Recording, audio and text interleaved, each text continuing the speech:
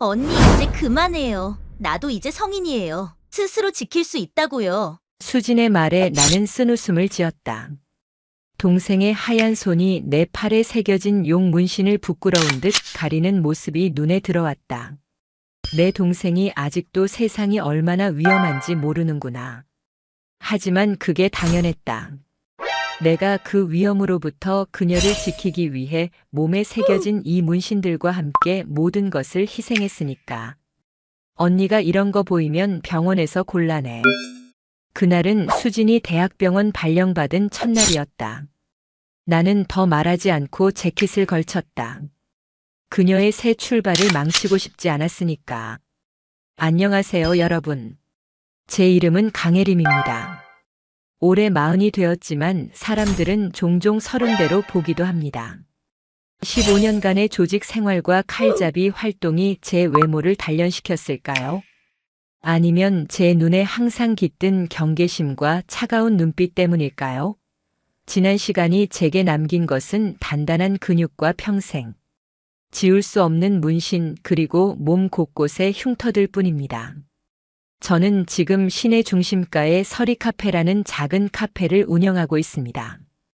평범한 카페처럼 보이지만 이름에는 특별한 의미가 있죠. 부산 조직에서 저는 설이라는 이름으로 불렸습니다. 칼을 다루는 정확함과 냉철함이 마치 설이 같다고 해서 붙은 별명이었죠. 처음 그 이름이 붙은 건 23, 처음으로 경쟁 조직의 간부를 제압했을 때였습니다.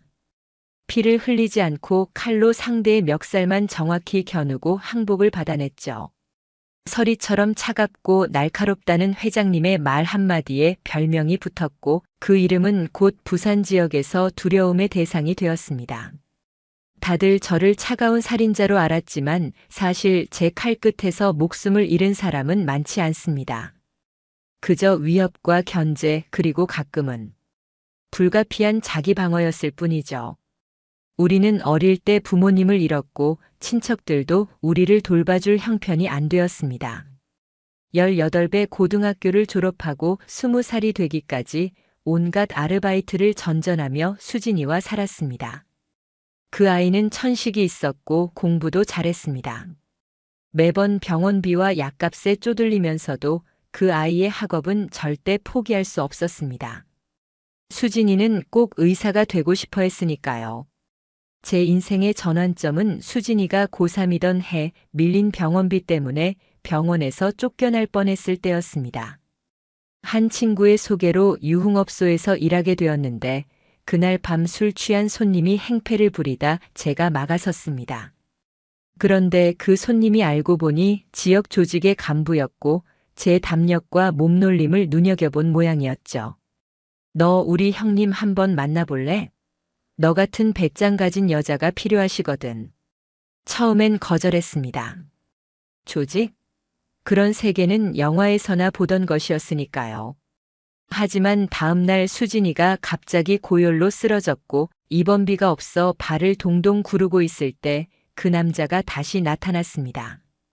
검은 양복 차림의 그는 병원비를 모두 지불해주고는 명함 한 장을 건넸습니다. 생각 있으면 연락해. 형님이 기다리고 계셔. 그렇게 저는 부산파의 문을 두드렸습니다. 처음에는 단순한 심부름꾼 정도였습니다. 조직의 여성 구성원은 드물었기에 주로 눈에 띄지 않게 정보를 전달하거나 여성만 출입 가능한 장소에 침투하는 일을 맡았죠. 하지만 곧 제 진짜 재능이 드러났습니다. 바로 칼을 다루는 솜씨였습니다. 어릴 적 검도를 배웠던 경험이 있었고 손목의 힘과 정확성이 남달랐습니다. 또한 위기 상황에서도 흔들리지 않는 냉정함이 있었죠. 회장님은 저를 직속 부하로 삼았고 특별한 훈련을 받게 했습니다. 전통 무술과 현대 격투기, 심지어 일본에서 온 전문가에게 비전통적인 칼술까지 배웠습니다. 혜림아, 넌 내 오른팔이 될 거야. 설이라는 이름으로. 그렇게 저는 조직 내에서 독특한 위치를 차지하게 되었습니다.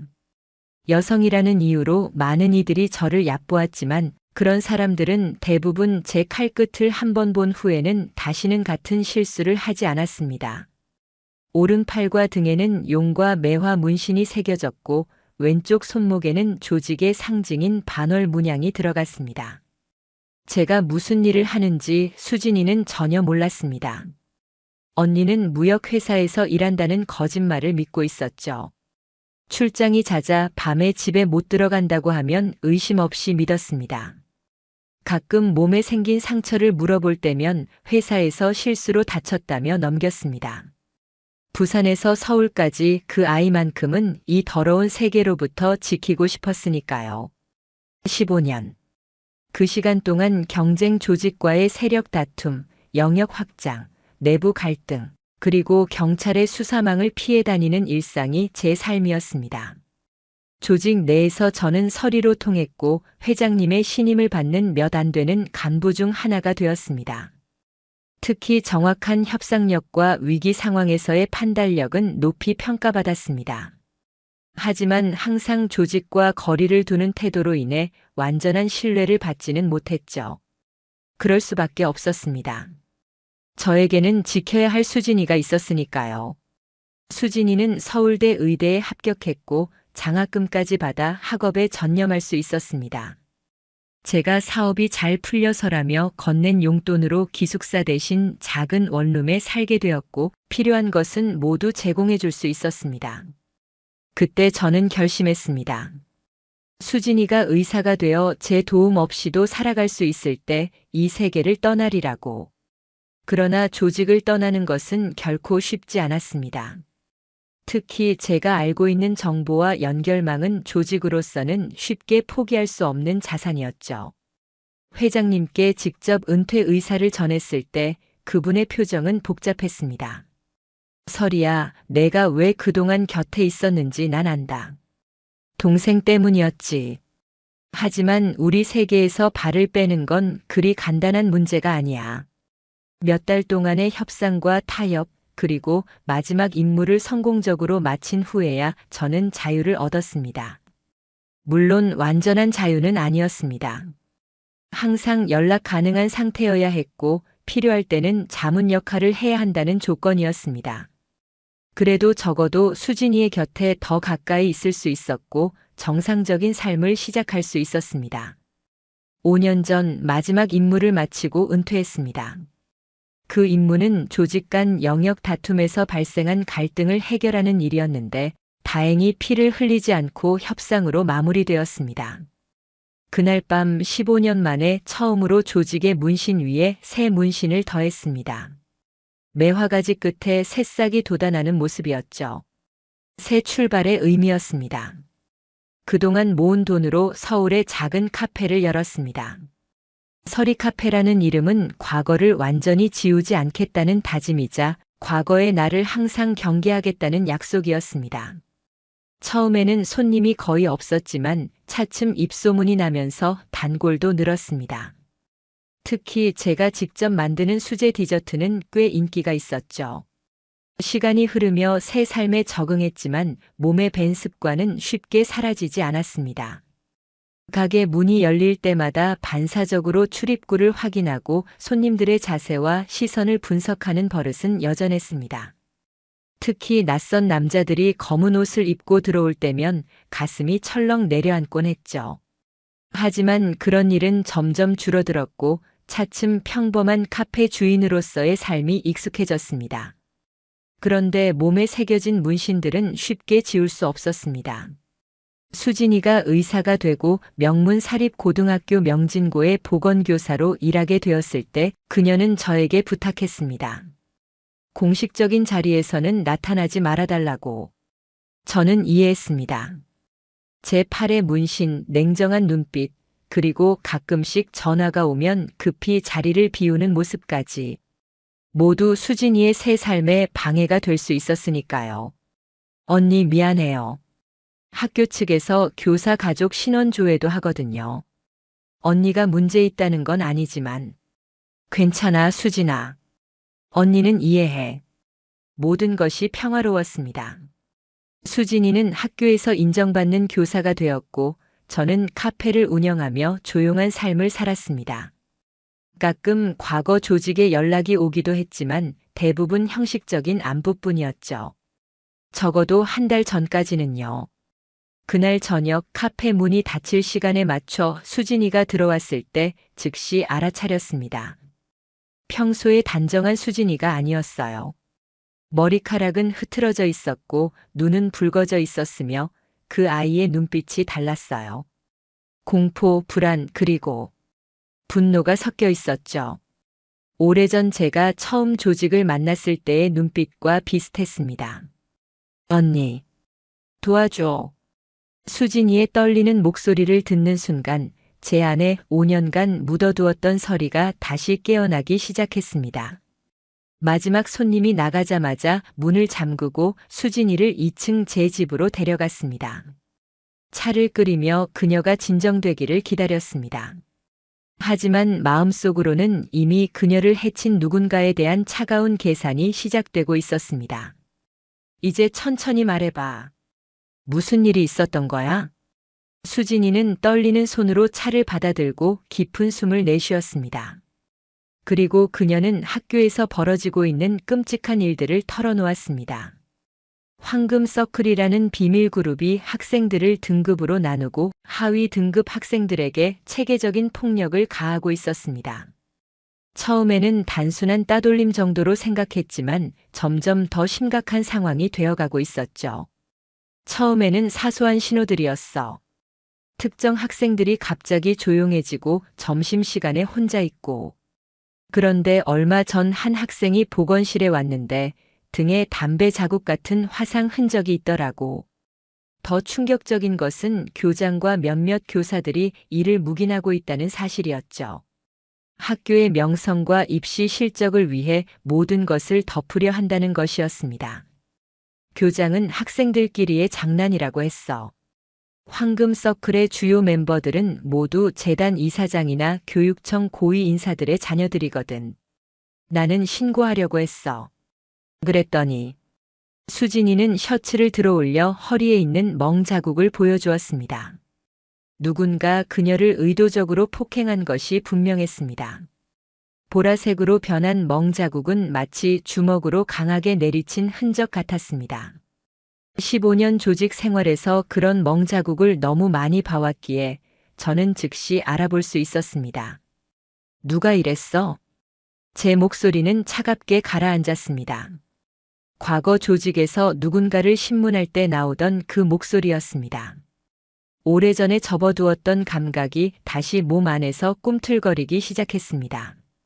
왼쪽 손목에 반월 문신이 욱신거리는 것 같았습니다. 모르겠어. 어두운 곳에서 갑자기. 그런데 분명 학교 일과 관련 있어. 교장실에서 큰 소리가 났었거든. 내가 학생 학대 정황을 교육청에 보고하겠다고 했더니 교장이 격분했어. 그날 밤 학교에 남아 서류를 정리하고 나오는데 수진이의 목소리가 떨렸습니다. 그녀의 얼굴은 창백했고 매번 그 순간을 떠올릴 때마다 몸이 경직되는 것이 보였습니다. 내가 15년간 그녀를 지키려 했던 그 폭력의 세계가 결국 그녀를 찾아온 것입니다. 누가 이런 짓을 했는지 난 알아낼 거야. 제 목소리에는 차가운 확신이 담겨 있었습니다. 수진이는 고개를 저었습니다. 언니, 그건 아니야. 난 그냥 도망치고 싶어. 이 학교를 그만두고. 도망가는 건 해결책이 아니야, 수진아. 그리고 내가 말했듯이 내가 보호해야 할 아이들이 있잖아. 그날 밤 수진이는 제 집에서 묵기로 했습니다. 오랜만에 자매가 함께 보내는 시간이었지만 분위기는 무거웠습니다. 그녀는 모든 자료를 저에게 건네주었습니다. 학생들의 증언, 몰래 찍은 사진들, 그리고 황금 서클에 대한 메모들까지. 그 모든 자료를 검토하면서 저는 과거 조직 생활에서 배운 정보 분석 능력을 발휘했습니다. 단서들을 연결하고 주요 인물들의 관계도를 그리며 밤을 지새웠습니다. 새벽녘 수진이가 잠에서 깨어났을 때 저는 아직 책상에 앉아 있었습니다.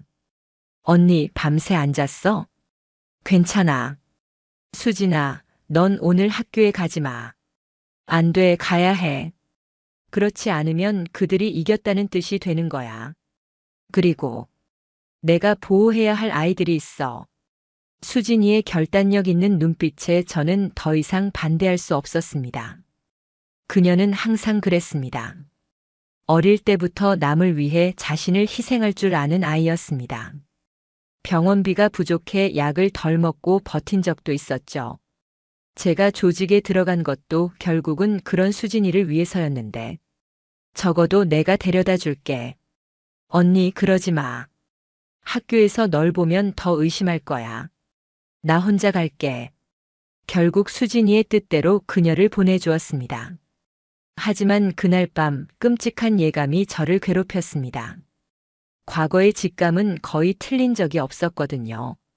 조직에서 서리로 살아남을 수 있었던 것도 이 날카로운 직감 덕분이었습니다. 저는 수진이를 떠나보낸 후 곧바로 그녀의 학교 근처로 향했습니다. 멀리서 지켜보기만 할 생각이었습니다. 그러나 그날 오후 학교에서 돌아오는 수진이의 모습은 보이지 않았습니다. 불안함에 그녀에게 전화를 걸었지만 연결되지 않았습니다. 교무실에 전화해보니 강 선생님은 오늘 조퇴하셨다는 답변만 돌아왔습니다. 이튿날 아침 제 끔찍한 예감은 현실이 되었습니다. 병원에서 연락이 왔습니다. 수진이가 교통사고를 당해 응급실로 실려왔다는 것이었습니다. 뺑소니 사고라고 합니다. 횡단보도를 건너다가 검은색 승용차에 치였다고 하네요. 병원에 도착했을 때 저는 직감적으로 알았습니다. 이건 단순한 사고가 아니라는 것을. 조직에서 보았던 처리 방식과 너무나 흡사했으니까요. 누군가 의도적으로 수진이를 해치려 한 것이 분명했습니다. 중환자실로 옮겨진 수진이는 의식불명 상태였습니다. 의사는 심한 뇌진탕과 다발성 골절로 당분간 깨어나기 어렵다고 했습니다. 창백한 얼굴로 누워있는 수진이를 보며 제 안에서 무언가가 완전히 깨어났습니다. 15년간 조직에서 단련된 냉정함과 판단력 그리고 복수심이 한꺼번에 솟구쳤습니다. 병실 소파에서 잠시 눈을 붙이려던 저는 병실 창문을 통해 들어오는 달빛을 바라보며 결심했습니다. 오른팔에 용 문신을 어루만지며 맹세했습니다. 누가 내게 이런 짓을 했는지 반드시 찾아내겠어. 그리고 응분의 대가를 치르게 할 거야. 서리가 10년 만에 다시 칼을 뽑을 시간이었습니다. 병원 복도는 차갑고 적막했습니다. 새벽 3시 면회객은 모두 떠나고 간호사들만 드문드문 보이는 시간이었습니다. 창백한 형광등 아래 앉아 휴대폰을 들여다보고 있는 저를 지나가던 간호사가 걱정스럽게 바라봤습니다. 보호자분, 조금이라도 쉬세요. 환자분 상태는 안정적이니까요. 고개를 들어 미소를 지어 보였지만 제 눈빛은 이미 차갑게 변해 있었습니다. 간호사가 순간 움찔하는 것이 보였습니다. 그도 그럴 것이 제 눈은 이미 서리의 눈으로 돌아와 있었으니까요. 감사합니다. 그럴게요. 간호사가 떠나자마자 다시 휴대폰을 들여다봤습니다. 화면에는 명진고등학교 교직원 명단이 떠 있었습니다.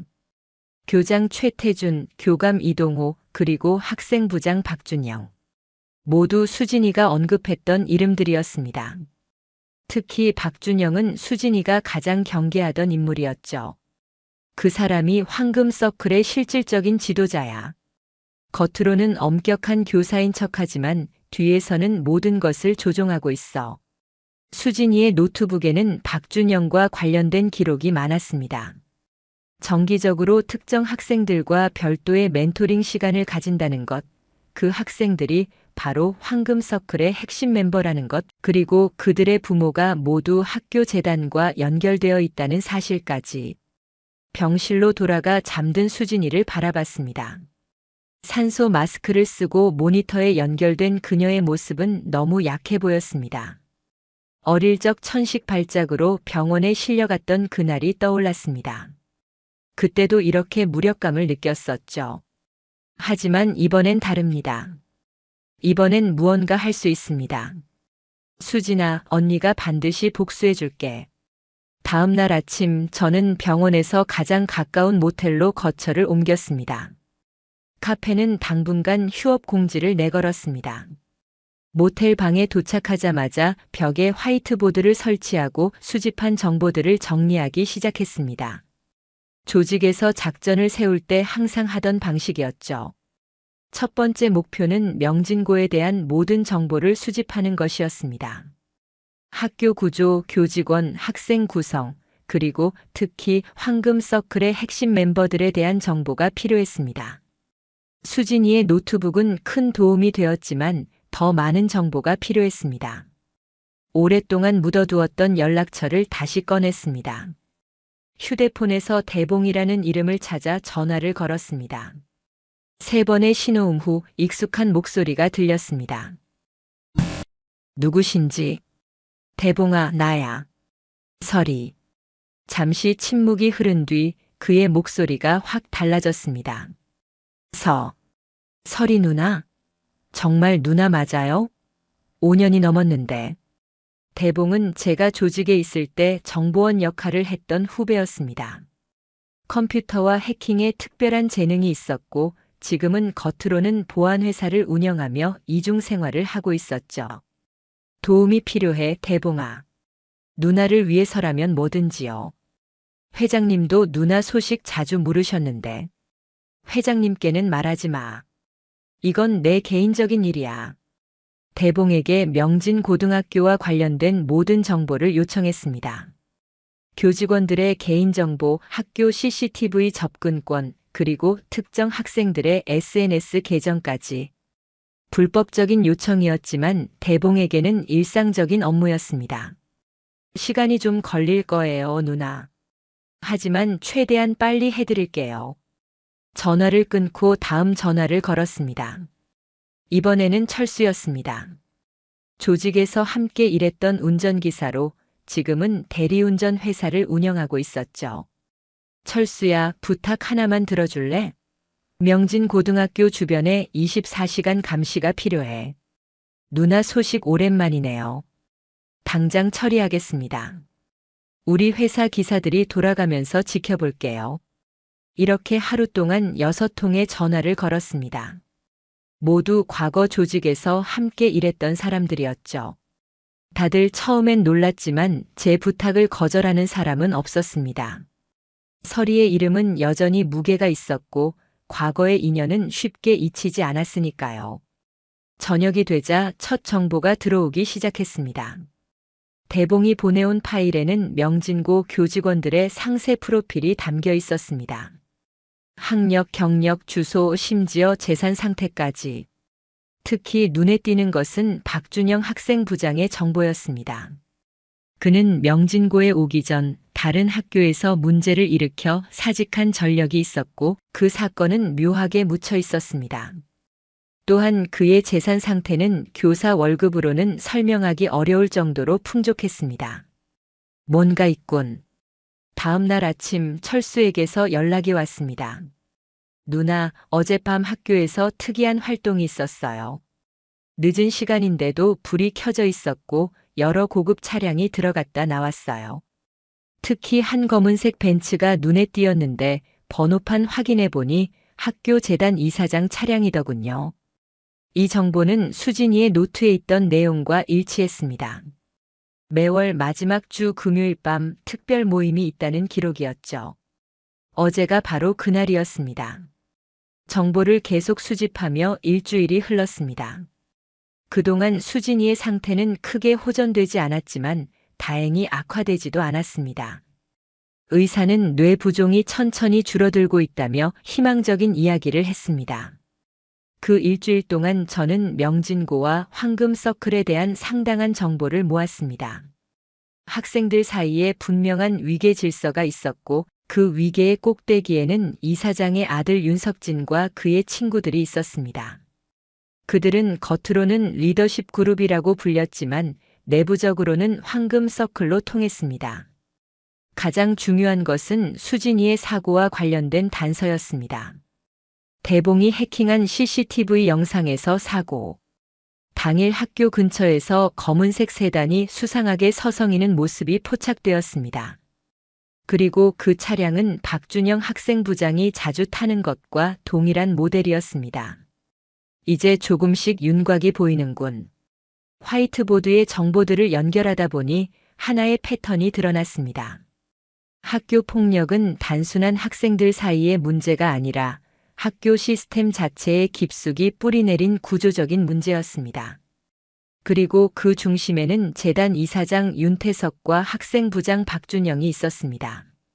정보 수집을 마치고 이제는 직접 행동에 나설 시간이었습니다. 우선 학교 주변을 직접 답사하기로 했습니다. 검은색 가발을 쓰고 안경을 쓴 모습은 누가 봐도 평범한 중년 여성으로 보였습니다. 학교 앞 카페에 앉아 학생들의 하교 시간을 지켜봤습니다. 저기 있는 애들이 황금서클 핵심 멤버들이에요. 철수가 보낸 사진과 정보를 바탕으로 학생들을 식별할 수 있었습니다. 키가 크고 잘생긴 학생이 윤석진 이사장의 아들이었고 그 옆에 항상 붙어 다니는 두 명은 각각 국회의원과 대기업 임원의 자녀였습니다. 그들의 표정과 걸음걸이에서 읽히는 자신감은 단순한 고등학생의 것이 아니었습니다. 그것은 권력을 쥐고 있는 사람들의 것이었죠. 다음으로 황금서클의 하위 등급 학생들을 관찰했습니다. 수진이의 노트에 기록된 이름들을 확인하며 그들의 움직임을 지켜봤습니다. 고개를 숙이고 빠르게 움직이는 모습, 누군가를 볼 때마다 움찔하는 반응, 그리고 눈에 담긴 두려움. 너무나 익숙한 모습이었습니다. 과거 조직에서 아래 사람들이 보이던 그 공포와 똑같았습니다. 특히 한 남학생이 눈에 띄었습니다. 김도현, 수진이가 특별히 걱정했던 학생이었죠. 그는 항상 혼자였고 다른 학생들은 그를 철저히 무시했습니다. 하교 시간 그가 교문을 나서자마자 황금서클의 두 멤버가 그를 미행하는 것이 보였습니다. 직감적으로 무언가 일어날 것을 느꼈습니다. 저도 그들을 따라갔습니다. 학교에서 몇 블록 떨어진 골목에서 그들은 김도현을 둘러쌌습니다. 야, 김도현. 우리가 시킨 숙제는 다 했냐? 도현이 무언가 말하려는 순간 한 학생이 그의 가방을 빼앗아 바닥에 던졌습니다. 책과 노트가 흩어졌고 다른 학생은 그것들을 발로 밟기 시작했습니다. 강 선생 없으니까 기고만장해졌네. 너 같은 쓰레기는 영원히 밑바닥이야. 도현이 무릎을 꿇고 책을 줍는 모습을 보며 저는 순간 결심했습니다. 이대로 볼 수만은 없었습니다. 천천히 그들에게 다가갔습니다. 학생들 무슨 일이니? 제 목소리는 부드럽지만 단호했습니다. 황금서클 학생들이 놀라 돌아봤습니다. 아줌마가 누구세요? 여기서 뭐 하시는? 말을 마치기도 전에 제 손이 그의 어깨를 짚었습니다. 부드럽게 잡은 것 같지만 정확히 어깨의 앞점을 누르고 있었습니다. 조직에서 배운 기술이었죠. 아주 약한 힘으로도 엄청난 통증을 줄 수 있는 방법입니다. 학생이 갑작스러운 통증에 무릎을 꿇었습니다. 다른 학생이 당황해 주먹을 휘둘렀지만 저는 쉽게 피하고 그의 손목을 잡았습니다. 역시 특정 지점을 누르자 그도 통증에 움찔했습니다. 자, 이제 곱게 가는 게 어때? 다음에 이 학생을 괴롭히는 모습이 보이면 그땐 이렇게 부드럽게 넘어가지 않을 거야. 제 눈빛에서 어떤 위험을 느꼈는지 두 학생은 얼른 도망쳤습니다. 김도현은 당황한 표정으로 저를 바라봤습니다. 누구세요? 강수진 선생님 아세요? 그의 눈이 커졌습니다. 네. 강 선생님이 저를 많이 도와주셨어요. 근데 갑자기 사고가 나셔서. 저는 강 선생님 언니예요. 지금 내가 어떤 상황인지 알고 있어. 도움이 필요하면 이거 받아. 그에게 작은 메모지를 건넸습니다. 거기에는 제 전화번호가 적혀 있었습니다. 그리고 이 일은 아무에게도 말하지 마. 위험할 수 있어. 그 후 며칠 동안 저는 지속적으로 학교를 감시했습니다. 김도현뿐만 아니라 다른 하위 등급 학생들의 상황도 살폈습니다. 그리고 마침내 황금 서클의 본격적인 활동을 목격했습니다. 방과 후 빈 교실에서 열리는 특별 훈련이었습니다. 철수가 제공한 학교 배치도를 보며 잘 보이지 않는 위치에서 그들을 관찰했습니다. 윤석진과 몇몇 상위 등급 학생들이 하위 학생들에게 온갖 모욕적인 명령을 내리고 있었습니다. 교복을 벗고 개처럼 기어다니라는 명령부터 차가운 물을 뒤집어 쓰라는 지시까지 그 모든 것을 지켜보며 분노가 치밀었습니다. 더 충격적인 것은 그 훈련을 감독하는 사람이 있다는 것이었습니다. 바로 박준영 학생부장이었습니다. 그는 직접 참여하지는 않았지만 교실 밖에서 상황을 지켜보고 있었습니다. 이제 명확해졌군. 그날 밤 저는 화이트보드에 최종 계획을 세웠습니다.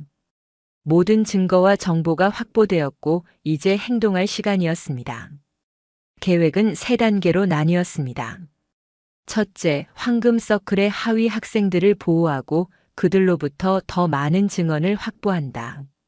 둘째, 박준영 학생부장을 직접 대면하고 그가 수진이의 사고에 관여했는지 확인한다. 셋째, 모든 증거를 바탕으로 재단 이사장 윤태석을 압박한다. 계획을 세우면서 왼쪽 팔에 매화 문신이 욱신거리는 것 같았습니다. 마치 오랜 잠에서 깨어나 다시 활동하기를 기대하는 것처럼요. 저도 모르게 서랍에서 작은 칼을 꺼내 손가락 사이로 돌리는 연습을 했습니다. 15년 동안 매일 했던 습관이었죠. 손목의 유연함은 여전했고 칼을 다루는 감각도 사라지지 않았습니다. 그래, 이번에는 정의를 위해 칼을 들겠어. 다음 날 계획의 첫 단계를 실행에 옮겼습니다. 김도현과 만나 더 자세한 이야기를 들었습니다. 그는 처음에는 경계했지만 제가 수진이의 언니라는 것을 확인한 후에는 마음을 열었습니다. 황금 서클은 3년 전부터 있었어요. 처음에는 그냥 성적 좋은 학생들의 스터디 그룹인 줄 알았는데 점점 변질됐어요. 그들은 학생들을 금, 은, 동으로 나눠요. 금은 리더들, 은은 협력자들, 동은 우리 같은 노예들이죠. 도현의 이야기는 충격적이었습니다. 학생들에 대한 체계적인 괴롭힘, 교사들의 묵인, 그리고 그 배후에 있는 재단의 영향력까지 모든 것이 연결되어 있었습니다. 강 선생님이 유일하게 우리를 도와주셨어요. 그래서 그들이 선생님을 증오했죠. 특히 박준영 선생님은 도현의 말이 끊겼습니다. 그의 눈에 공포가 서렸습니다. 박준영이 뭐라고 했어? 수진이에 대해? 박 선생님이 직접 들은 건 아니지만 강 선생을 처리해야 한다고 했다는 소문이 있었어요. 그리고 며칠 후에 사고가 났죠. 이 증언은 제 의심을 확신으로 바꿔놓았습니다. 박준영이 수진이의 사고에 직접 관여했을 가능성이 높았습니다. 이제 그를 직접 만나볼 시간이었습니다. 다음 날 저녁 학교가 끝난 후 박준영의 집을 찾아갔습니다. 그는 학교에서 멀지 않은 고급 아파트에 살고 있었습니다. 평범한 교사 월급으로는 살기 어려운 곳이었죠. 관리실에서 택배 배달부로 위장해 그의 집으로 향했습니다. 초인종을 누르자 문이 열렸습니다. 박준영이 문 앞에 서 있었습니다. 50대 초반의 남성, 날카로운 눈빛과 딱 벌어진 어깨를 가진 그는 교사보다는 기업 임원처럼 보였습니다. 누구십니까? 안녕하세요, 박준영 선생님. 저는 강수진의 언니입니다. 그의 표정이 순간 굳었습니다. 하지만 곧 평정을 되찾고 미소를 지었습니다. 아, 강 선생님 언니분이셨군요. 들어오세요. 집안은 고급스럽게 꾸며져 있었습니다. 값비싼 가구들, 미술품들, 모두 교사 월급으로는 설명하기 어려운 것들이었습니다. 동생 일로 많이 걱정이 되시겠네요. 차라도 한잔 하시겠어요? 아니요, 괜찮습니다. 저는 질문이 있어서 왔어요. 제 목소리가 차갑게 변했습니다. 박준영의 눈에 경계심이 서렸습니다. 동생이 사고를 당하기 전 선생님과 갈등이 있었다고 들었습니다. 갈등이라. 강 선생님은 좀 이상적인 분이셨죠. 현실을 모르고 학생들에게 불필요한 희망을 심어주는 황금 서클에 대해 알고 계신가요? 그 질문에 박준영의 표정이 완전히 변했습니다. 미소가 사라지고 차가운 저기가 그의 눈에 서렸습니다. 뭐 하는 겁니까? 무슨 말도 안 되는. 제 동생이 사고를 당한 날 선생님의 차량이 그 근처에서 목격되었습니다. 박준영이 갑자기 웃음을 터뜨렸습니다. 그것은 진심 어린 웃음이 아니라 경멸과 위협이 담긴 웃음이었습니다. 증거라도 있으신가요? 아니면 그냥 억측으로 사람을 모함하는 겁니까? 증거는 충분합니다. 하지만 오늘은 경고하러 왔어요. 내 동생에게서 손 떼세요. 그리고 학생들도 더 이상 괴롭히지 마세요. 박준영의 웃음이 더 커졌습니다. 그는 의자에서 일어나 저를 내려다봤습니다. 당신 누군지는 모르겠지만 위험한 짓을 하고 있어요. 우리가 누군지 알기나 합니까? 이 학교 뒤에 누가 있는지 충분히 알고 있습니다. 재단 이사장 윤태석, 그리고 그 뒤에 있는 정치인들과 기업인들. 그 말에 박준영의 표정이 순간 흔들렸습니다. 제가 예상보다 많은 것을 알고 있다는 사실이 그를 동요시킨 것 같았습니다. 그래서요? 뭘 하시겠다는 겁니까?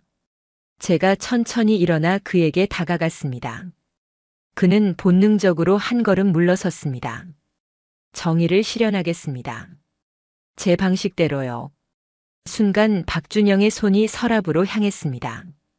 아마도 그곳에 무기가 있을 것이라 짐작했습니다.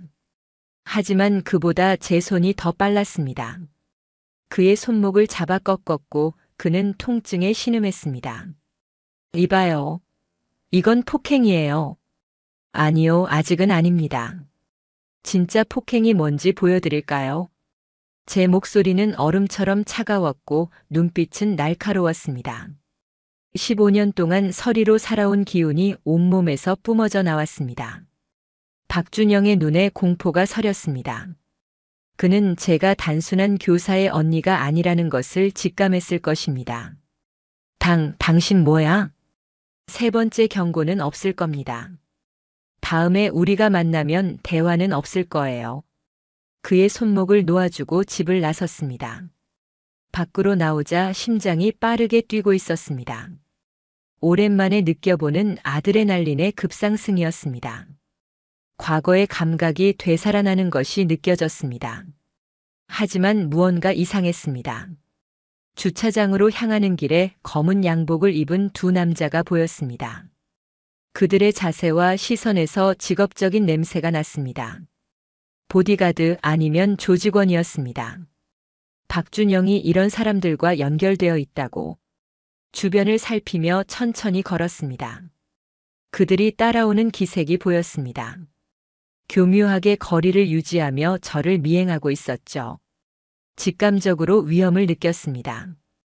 이들은 단순한 학교 문제를 넘어선 뭔가와 연결되어 있었습니다. 골목으로 접어들어 속도를 높였습니다. 그들도 발걸음을 재촉했습니다. 이제 숨길 필요가 없다는 듯이 노골적으로 쫓아오기 시작했습니다. 순간 오른쪽 골목에서 또 다른 남자가 나타났습니다. 저는 완전히 포위된 상태였습니다. 강혜림 씨, 잠깐 이야기 좀 할까요? 그 목소리에 등골이 오싹해졌습니다. 이건 단순한 협박이 아니었습니다. 그들은 제 이름을 알고 있었고 제가 누군지 파악하고 있었습니다. 주머니에서 작은 칼을 꺼내 손가락 사이에 숨겼습니다. 어쩌면 오늘 밤 10년 만에 다시 피를 볼지도 모르겠다는 생각이 들었습니다. 그래, 이야기해보자. 강혜림 씨, 잠깐 이야기 좀 할까요? 그들의 목소리가 어둠 속에서 울렸습니다. 세 명의 남자가 저를 완전히 포위한 상태였습니다. 거리의 가로등 불빛이 그들의 얼굴을 비추었을 때 저는 즉시 알아봤습니다. 전형적인 조직원들의 표정과 자세, 그리고 눈빛이었습니다. 15년 동안 그런 사람들과 함께 살아왔으니 한눈에 알 수 있었죠. 누가 보냈지? 박준영? 앞에 선 남자가 비웃음을 지었습니다. 박준영, 그런 하수인이 우리를 부릴 수 있을 것 같아요? 우린 더 높은 분의 지시를 받고 있습니다.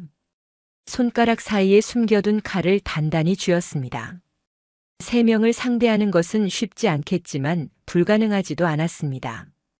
특히 그들이 저를 서리로 알지 못한다면 말이죠. 원하는 게 뭐야? 간단해요. 동생 일에 더 이상 개입하지 마세요. 이건 당신이 감당할 수 있는 문제가 아니니까. 그 말에 차가운 분노가 치밀었습니다. 누가 감당할 수 있는 문제인지 아닌지를 결정하는 것은 그들이 아니었습니다. 그럼 내가 물러나지 않으면? 오른쪽 남자가 주머니에서 뭔가를 꺼내는 것이 보였습니다. 아마도 무기였겠죠. 더 이상 대화가 필요 없다는 신호였습니다. 순간적으로 움직였습니다. 15년간 단련된 몸이 자연스럽게 반응했습니다. 제 오른손에서 칼이 번쩍이며 오른쪽 남자의 손목을 향해 날아갔습니다.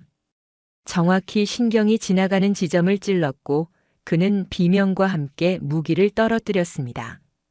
동시에 왼발로 앞에 선 남자의 무릎을 강하게 걷어찼습니다. 우두둑 소리와 함께 그가 무릎을 잡고 쓰러졌습니다.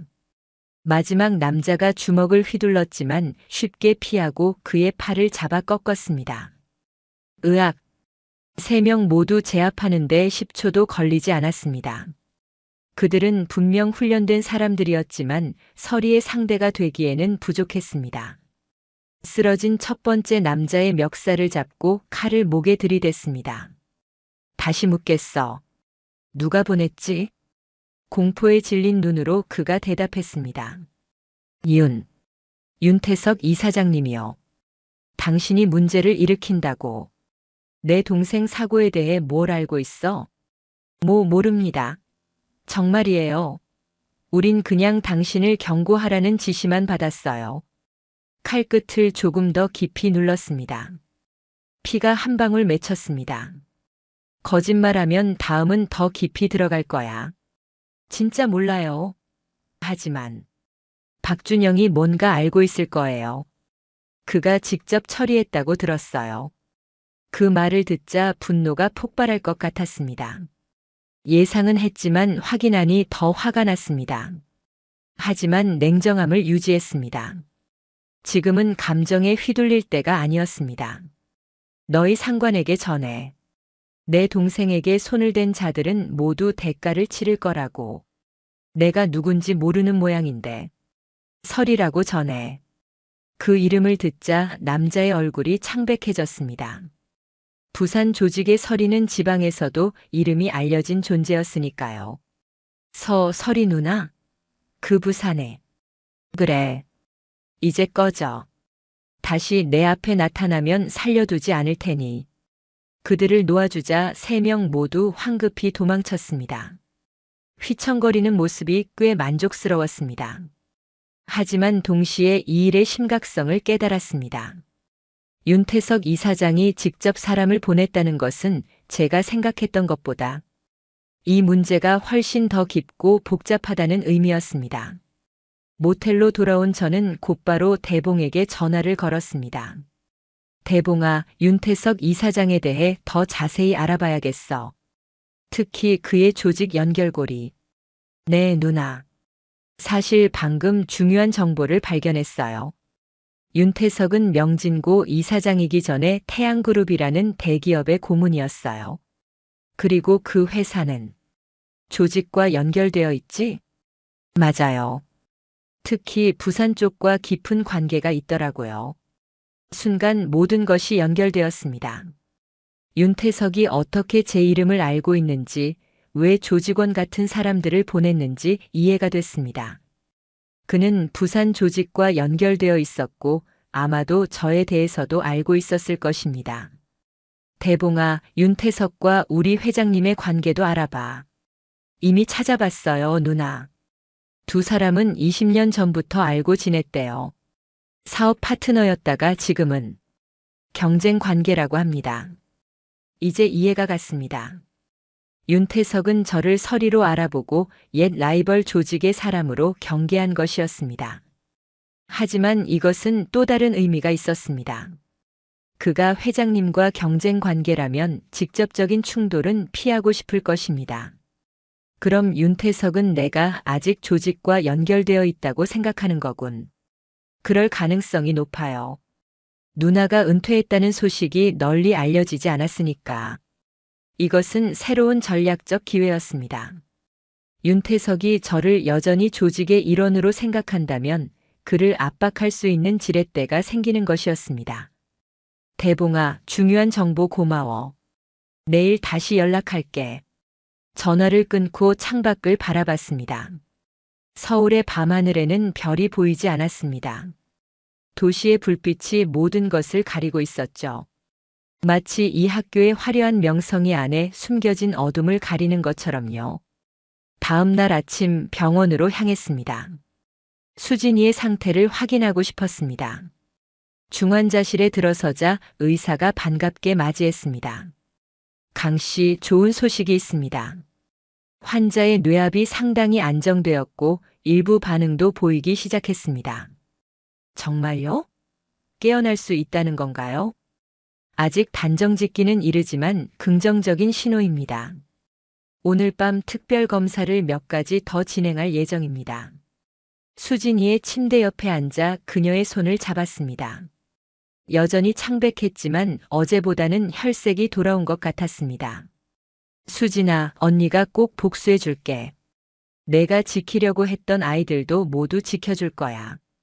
그러니 빨리 깨어나. 잠시 그녀의 손을 잡고 있다가 뭔가를 결심한 듯 일어났습니다. 이제는 더 적극적으로 행동해야 할 때였습니다.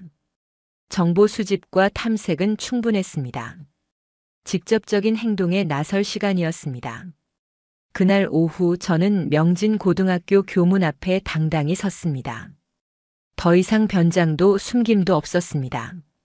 평소 모습 그대로 검은 가죽 재킷을 입고 긴 머리를 늘어뜨린 채로요. 일부러 소매를 걷어 문신이 드러나게 했습니다.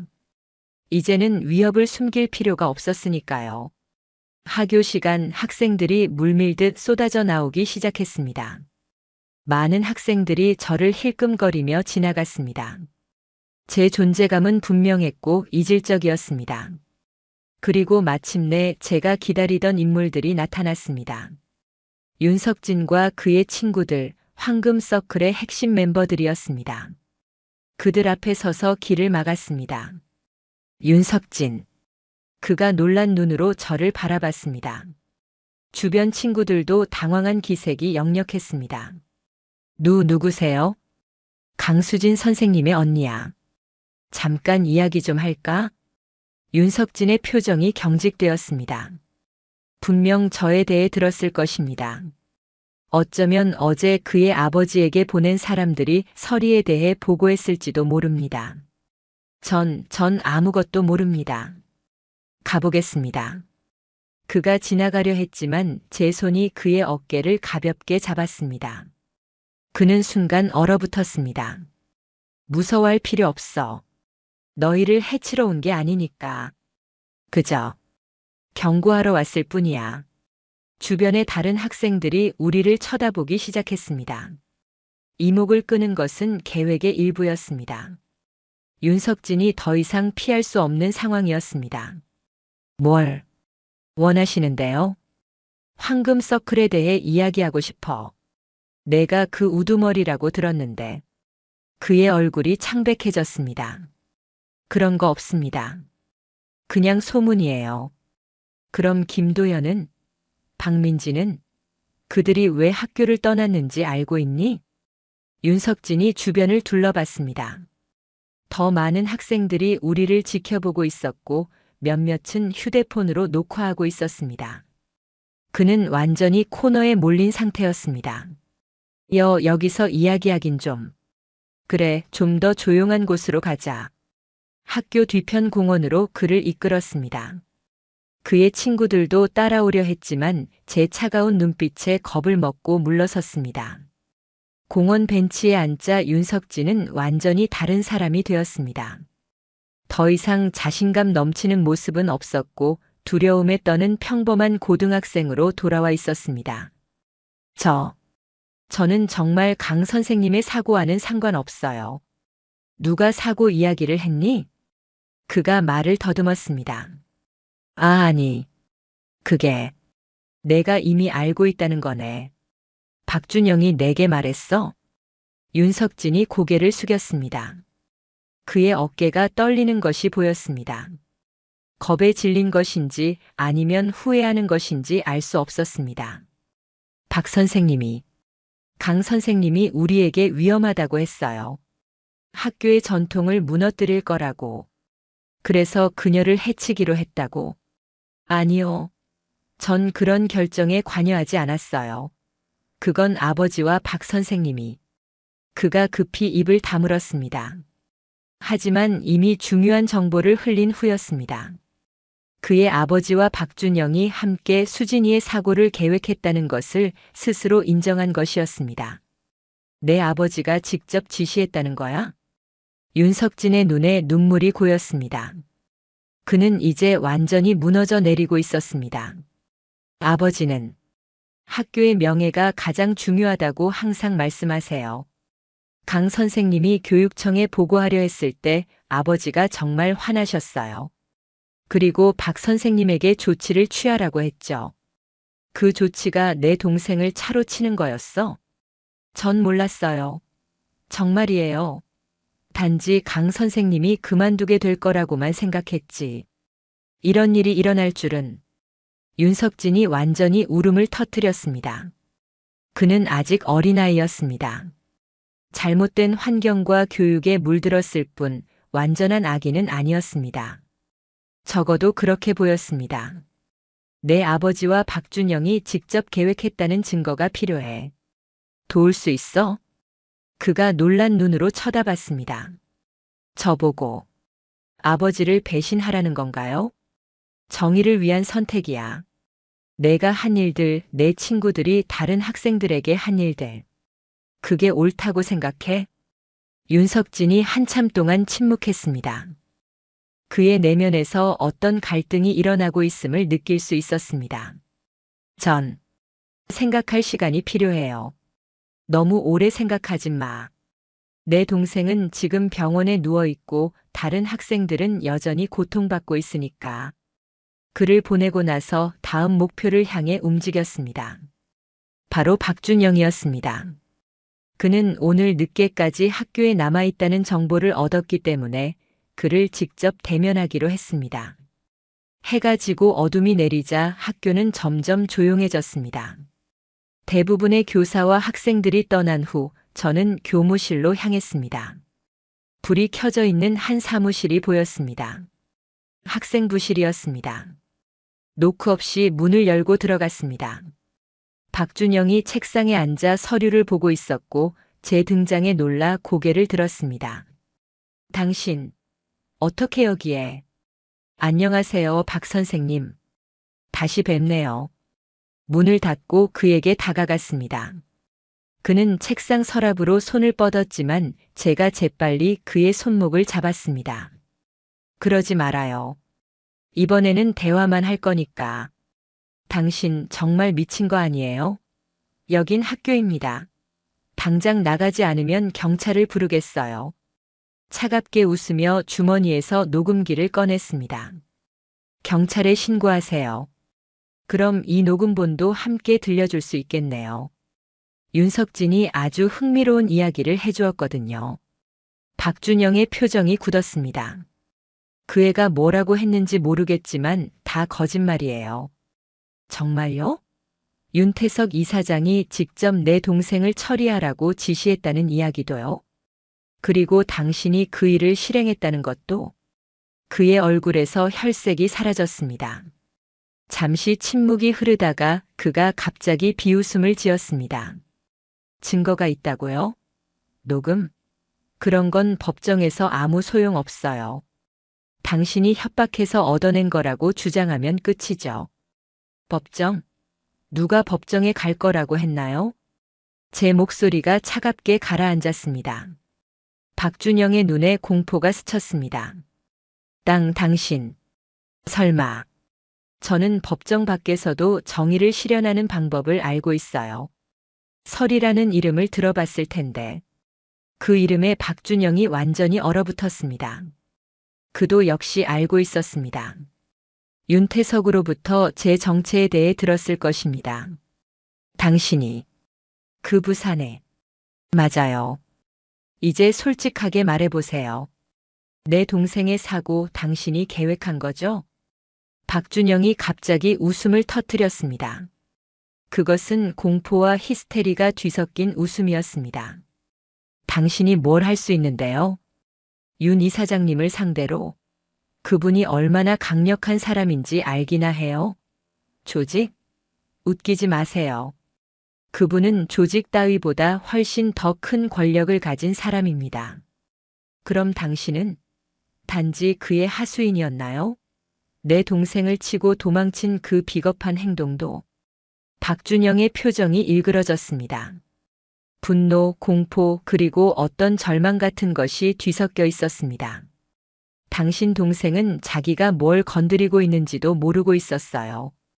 황금 서클은 단순한 학생 조직이 아니라 미래의 지도자들을 키우는 시스템입니다. 20년 넘게 이어져 온 전통이죠. 그걸 하루아침에 무너뜨리려 했으니. 그래서 내 동생을 죽이려 했다고요? 죽이려 한 건 아니었어요. 그냥 겁을 주려고 했을 뿐이에요. 차로 살짝 치여서 다치게만. 하지만 상황이 좀 통제를 벗어났어요. 분노가 치밀었지만 냉정함을 유지했습니다. 이것은 중요한 자백이었고 모두 녹음되고 있었습니다. 그럼 윤태석의 지시였군요. 그가 직접 명령했고 당신이 실행했다. 그래요? 그게 어쨌다는 거죠? 당신이 이 녹음을 가지고 뭘 할 수 있는데요? 경찰, 검찰, 언론, 모두 윤 이사장님의 영향력 아래 있습니다. 아무도 당신 말을 믿지 않을 거예요. 그의 말에는 확신이 있었습니다. 그리고 슬프게도 어느 정도 사실일 가능성이 높았습니다. 윤태석과 같은 권력자들은 시스템 안에서 쉽게 보호받을 수 있었으니까요. 그럼 제가 직접 정의를 실현해야겠네요. 박준영의 눈이 커졌습니다. 뭐라고요? 걱정 마세요. 당신을 죽이지는 않을 거예요. 하지만 다시는 학생들을 괴롭힐 수 없게 만들어드리죠. 주머니에서 작은 주사기를 꺼냈습니다. 조직에서 종종 사용하던 약물이었습니다. 의식을 잃게 하지만 생명에는 지장이 없는 것이었죠. 잠깐만. 이거 미친 짓이에요. 박준영이 일어서려 했지만 제가 먼저 움직였습니다. 빠르게 그의 목에 주사기를 꽂았고 그는 몇 초 안에 의식을 잃고 쓰러졌습니다. 그의 컴퓨터를 확인해 보니 예상대로 황금 서클에 관한 모든 자료가 있었습니다. 학생들의 등급 분류, 훈련 내용, 심지어 그들의 부모와 윤태석 사이의 거래 내용까지. 이 모든 것을 USB에 복사했습니다. 박준영의 휴대폰도 확인했습니다. 통화 기록에서 윤태석과의 빈번한 연락을 확인할 수 있었고 특히 수진이의 사고 당일 여러 번의 통화가 있었음을 발견했습니다. 그리고 결정적으로 메시지함에서 윤태석이 직접 강 선생 문제, 오늘 중으로 처리하시오라는 내용을 보낸 것을 찾았습니다. 이제 모든 증거가 확보되었습니다. 하지만 박준영의 말처럼 이 증거들로 법적 처벌을 받게 할 수 있을지는 확실하지 않았습니다. 윤태석의 영향력은 상상 이상이었으니까요. 박준영을 의자에 묶어놓고 곰곰이 생각했습니다. 어떻게 하면 윤태석을 직접 압박할 수 있을까요? 단순히 증거를 가지고 위협하는 것만으로는 부족할 것입니다. 그는 이미 모든 가능성에 대비했을 테니까요. 그때 박준영의 휴대폰이 울렸습니다. 발신자 표시를 보니 윤희 사장이었습니다. 순간적인 결심으로 전화를 받았습니다. 박준영입니다. 잠시 침묵이 흐른 후 상대방의 목소리가 들렸습니다. 당신은 박준영이 아니군. 맞아요, 윤태석 씨. 저는 강혜림입니다. 강수진의 언니죠. 다시 침묵이 이어졌습니다. 그는 분명 상황을 파악하고 있었을 것입니다. 박준영에게 무슨 짓을 한 건가? 걱정 마세요. 살아있어요. 다만 그의 컴퓨터와 휴대폰에서 아주 흥미로운 정보들을 발견했네요. 특히 당신이 내 동생의 사고를 직접 지시했다는 증거도요. 윤태석의 목소리가 차분했습니다. 예상대로 쉽게 동요하지 않는 사람이었습니다. 그래서요? 그걸로 뭘 하실 건가요? 경찰에 가겠다고요? 검찰? 언론? 모두 제 영향력 아래 있습니다만 당신과 직접 만나고 싶습니다. 만나서요? 협상하러요. 이 모든 일을 끝낼 수 있는 방법을 논의하고 싶어요. 윤태석이 잠시 생각하는 기색이었습니다. 그리고 이내 대답했습니다. 좋아요. 내일 저녁 8시 제 사무실로 오세요. 주소는 문자로 보내드리죠. 혼자 오시고 녹음기나 무기는 가져오지 마세요. 철저히 검사할 테니까요. 알겠습니다. 전화를 끊고 깊은 숨을 내쉬었습니다. 이제 최종 대결을 위한 무대가 마련되었습니다. 윤태석을 직접 만나 모든 것을 해결할 기회였습니다. 하지만 그것은 매우 위험한 도전이 될 것입니다. 그는 분명 함정을 준비하고 있을 테니까요. 박준영을 의자에 묶어둔 채로 학생부실을 나섰습니다. 밤 경비원에게 들키지 않게 조심스럽게 학교를 빠져나왔습니다. 내일의 대결을 위해 오늘은 최대한 체력을 비축해야 했습니다. 모텔로 돌아오는 길에 휴대폰이 울렸습니다. 병원이었습니다. 강혜림 씨, 좋은 소식이 있습니다. 환자가 의식을 찾았습니다. 심장이 쿵 내려앉는 것 같았습니다. 제가 지금 바로 가겠습니다. 병원으로 달려가는 동안 눈물이 멈추지 않았습니다. 수진이가 깨어났다니. 너무나 기쁜 소식이었습니다. 동시에 내일의 위험한 만남에 대한 결의가 더욱 굳어졌습니다. 이제 수진이를 위해 그리고 그녀가 지키려 했던 학생들을 위해 반드시 이 일을 마무리해야 했습니다. 병원에 도착해 중환자실로 향했습니다. 수진이는 여전히 많은 기계에 연결되어 있었지만 그녀의 눈은 열려 있었습니다. 저를 보자 희미하게 미소 지었습니다. 언니. 그 한마디에 모든 감정이 북받쳤습니다. 수진이의 손을 잡고 눈물을 흘렸습니다. 수진아, 다행이야. 정말 다행이야. 무슨 일이 있었어? 그녀의 목소리는 너무 약했지만 제 가슴을 따뜻하게 만들기에 충분했습니다. 교통사고였어. 하지만 걱정 마. 언니가 모든 걸 해결할 거야. 수진이의 눈에 의문이 서렸습니다. 아마도 제 말투와 표정에서 뭔가를 감지한 것 같았습니다. 언니, 뭐 하려고? 손을 꼭 잡아주며 미소 지었습니다. 정의를 실현하려고. 내가 지키려 했던 그 아이들을 위해서. 수진이가 힘겹게 손을 움직여 제 손을 쥐었습니다. 그녀의 눈에는 걱정과 애정이 담겨 있었습니다. 조심해. 그들은 위험해. 알아. 하지만 언니도 만만치 않아. 내일이면 모든 게 끝날 거야. 그러니 지금은 푹 쉬어. 언니가 다녀올게. 수진이의 이마에 키스하고 병실을 나왔습니다. 복도에서 의사를 만났고 그는 수진이의 상태가 안정적이지만 아직 주의가 필요하다고 말했습니다. 회복 가능성은요? 꽤 긍정적입니다. 의식을 찾았다는 것 자체가 큰 진전이에요. 하지만 완전한 회복까지는 시간이 필요할 겁니다. 고개를 끄덕이고 병원을 나섰습니다. 어둠 속에서 내일의 계획을 점검했습니다. 윤태석과의 만남은 매우 위험할 것입니다.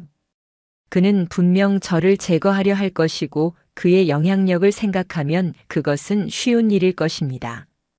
하지만 저에게도 준비가 있었습니다.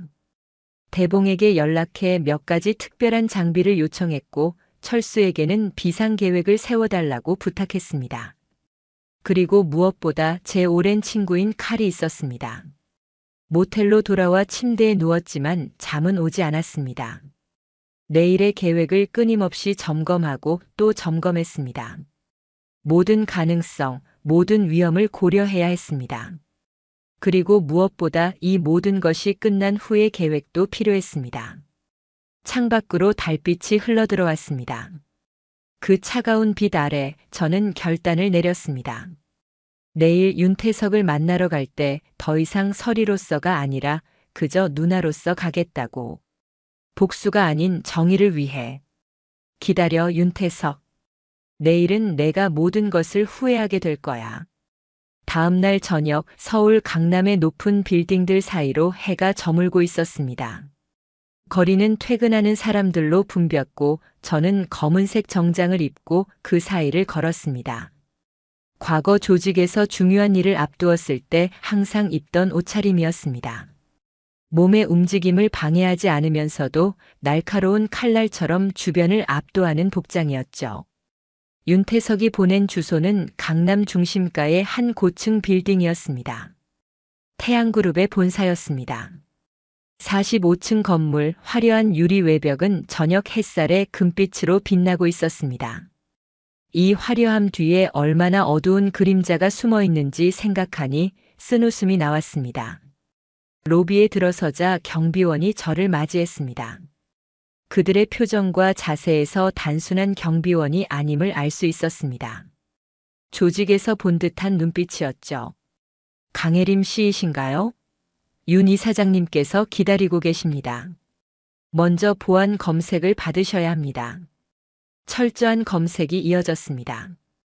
휴대폰, 녹음기, 무기류까지 모두 확인했습니다. 다행히 제가 준비한 특별한 장치는 발견되지 않았습니다. 대봉이 제공한 최신 기술이었으니까요. 마이크로 카메라와 녹음기가 단추에 숨겨져 있었고 팔찌에는 작은 송신기가 내장되어 있었습니다. 45층으로 안내해 드리겠습니다. 경비원 2명과 함께 엘리베이터에 올랐습니다. 숫자가 올라갈수록 심장 박동도 빨라졌습니다.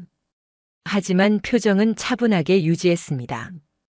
과거 조직에서 배운 서리의 표정 관리술이었습니다. 아무리 위험한 상황이라도 결코 감정을 드러내지 않는 것이었죠. 도착했습니다.